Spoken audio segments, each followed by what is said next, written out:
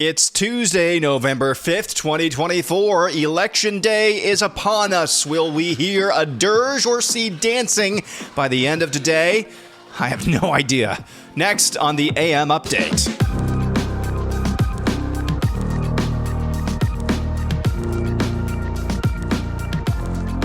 For much of the day yesterday, it was pretty much the calm before the storm. No major news necessarily to talk about across the world or here at home, of course, except for the one story everybody's focused on. That is the 2024 election. And boy, howdy, this has been probably the most interesting election of my lifetime. I remember the first election cycle I remember would have been I think we went to a straw poll back in 1999. I would have been 6. The first election night that I remember is 2004. I remember Dan Rather talking about John Kerry, quote, hanging on by a thin thread in that election.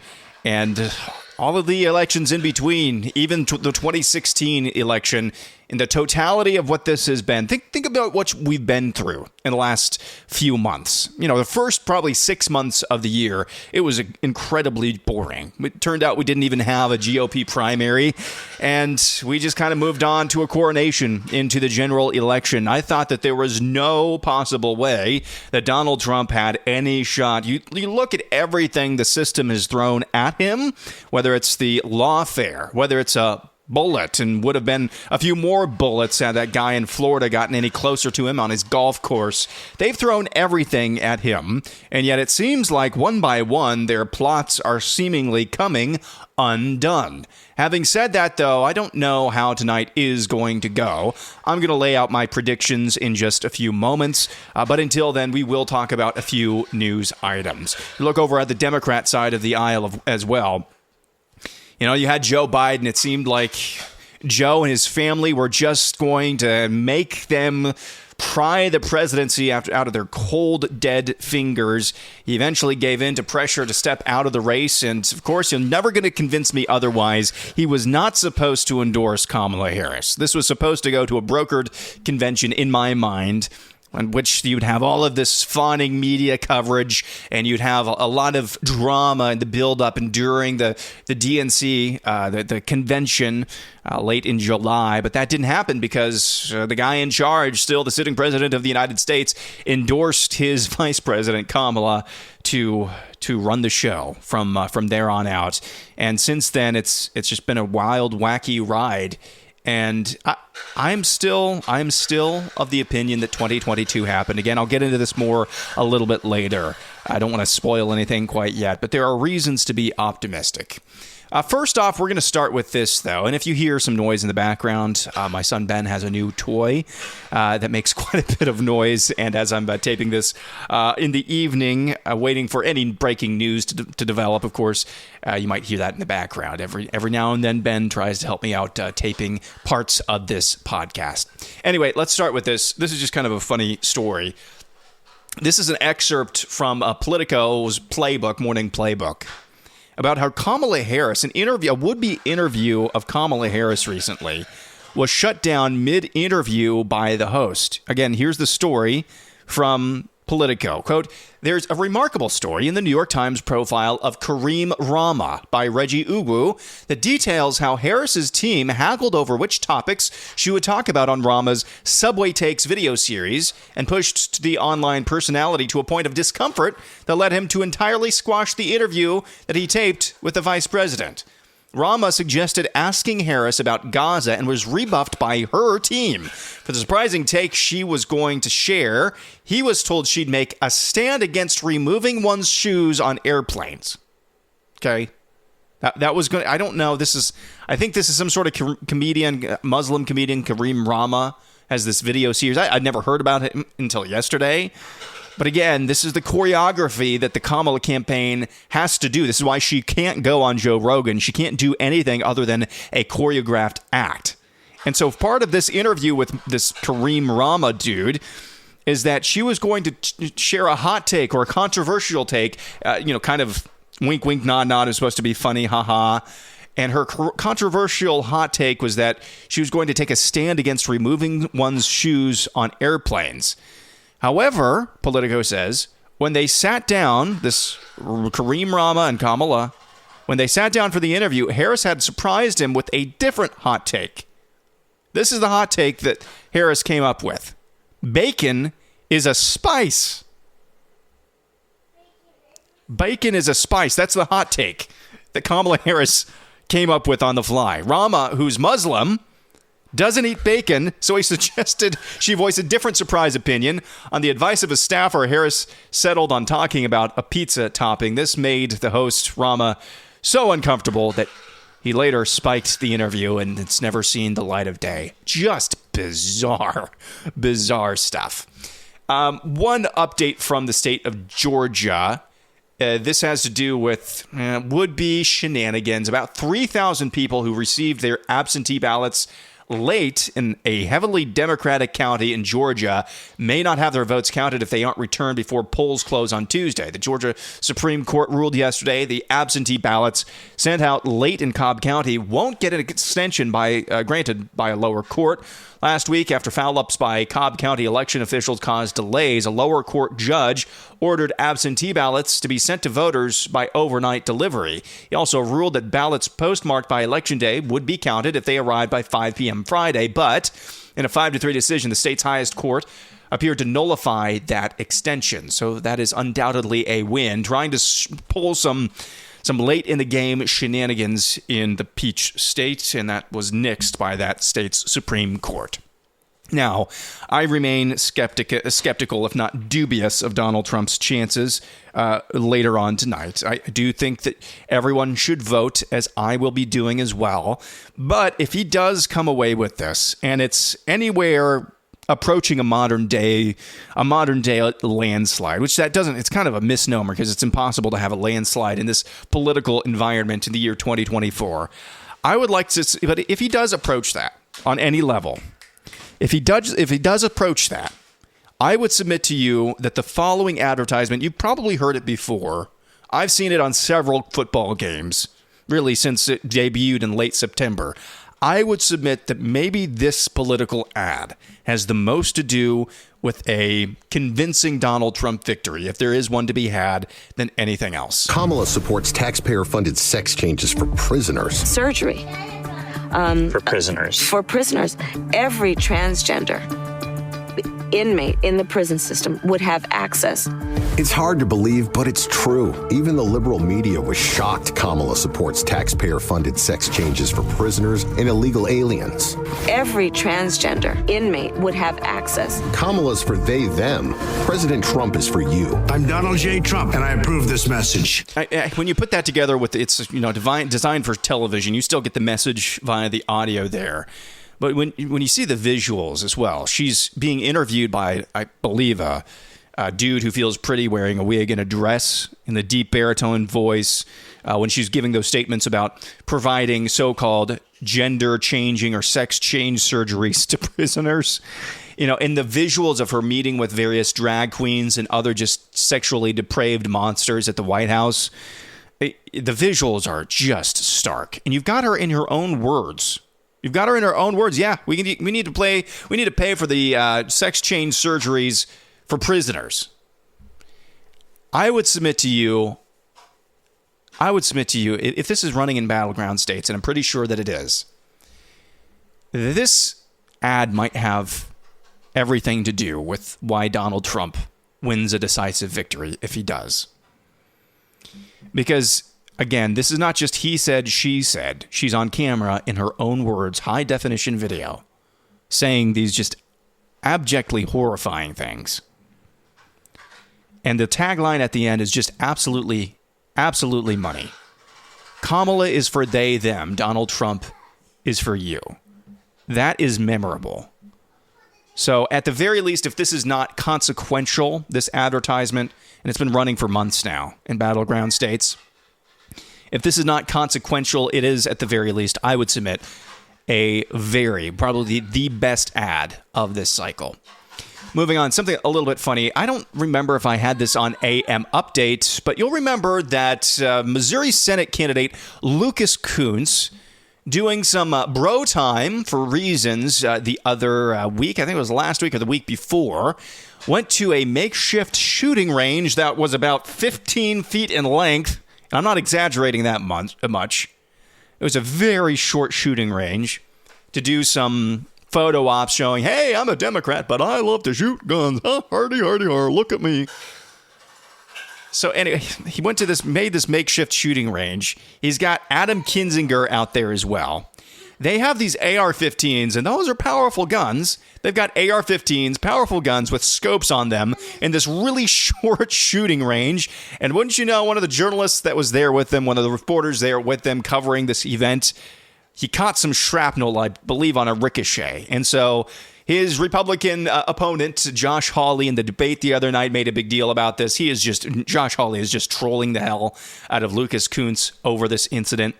This might be one of the funniest interviews I've seen all cycle. This is in the aftermath. I think it was just a couple of days ago. This is KSDK in St. Louis interviewing Kuntz and asking him about what actually happened at that makeshift gun range. He's already openly mocking you for wounding a reporter during a campaign event at a shooting range. Why were you shooting a high-powered scoped rifle at a steel target from like 20 feet? Look, we came in and the range was set up by an NRA certified training instructor. There's video showing you put the targets up. What was going on there? So he set up all the targets, and then after you'd shoot, you go put the targets back up. And so we followed his directions throughout. He'd run that range, I don't know, dozens of times. Being a training counselor is one of the highest levels of certification you can get from the NRA, actually. And we trusted him. Turned out he was wrong. You know, the reporter got a little piece of fragmentation, but he was okay. Bandaged him up. We moved on with our day. He was able to finish reporting. And, I'm glad Ryan's doing well. You called it a great day at the range. Was it a great day at the range? I think that we all got through it. Everything worked out okay. And, I'm just proud of the fact that we were able to take care of him and he was fine. So that was Missouri Democrat Senate candidate Lucas Kuntz, interviewed by KSDK TV in St. Louis. That question at the end there. You said it was a great day at the range. Somebody got shot. Was it a great day at the range? You can just see the facial expressions on Lucas Kuntz's face. Of course, facial expressions are on one's face. You can see his body language. It's just, what in the world did I get myself into? It's incredible. A Democrat goes to a shooting range that he set up that's like 15 feet long for a photo op, and a journalist gets shot. You can't make that up. All right, moving on. Here are my predictions, because predictions this time of the year are like navels. Everybody has one. Glad I didn't use a different body part. So I am of the opinion, I've said this repeatedly ad nauseum, that it is a true fact, which is redundant, I understand, but it is true. 2022 happened.